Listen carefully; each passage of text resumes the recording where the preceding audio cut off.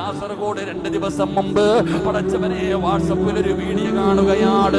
Cinema തിയേറ്ററിന്റെ ഉള്ളിലകത്ത് കയറിയിരുന്നിട്ട് ഫർദയും ഹിജാബും ധരിച്ച മുസ്ലിം പെൺകുട്ടികളും ആൺകുട്ടികളും സിനിമയ്ക്കകത്ത് ദുആ ചെയ്യുമ്പോ ആമീൻ പറയുന്ന മക്കളുടെ കാലമാണ്. എന്റെ പ്രിയപ്പെട്ടവരെ, സങ്കടം തോന്നാറുണ്ടോ? നിങ്ങൾക്ക് എന്ത് തോന്നിവാസം വേണമെങ്കിലും കാണിക്കാമല്ലോ. എന്തിനാ വീഡിയോ പിടിക്കുന്നത്? എന്തിനാ ഷെയർ ചെയ്യുന്നത്? എന്തിനാ ഉമ്മത്തിനെ നാണം കെടുത്തുന്നത്? എവിടെ എത്തിയിരിക്കുന്ന യുവതലമുറ? എന്തൊരു ചങ്കൂറ്റമെന്നറിയുമോ? എന്തൊരു ധൈര്യമെന്നറിയുമോ?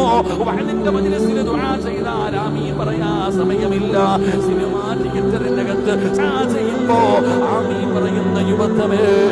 എന്നാൽ 1400 കൊല്ലം മുമ്പ് അല്ലാഹുവിന്റെ പ്രവാചകൻ സല്ലല്ലാഹു അലൈഹി വസല്ലമ തങ്ങളുടെ കാലഘട്ടത്തിൽ ഇതുപോലെ ഒരുപാട് ചെറുപ്പക്കാർ ജീവിച്ചിരുന്നു. ആ ചെറുപ്പക്കാരുടെ ചരിത്രം നീയൊക്കെ കണ്ടുപഠിക്കണം.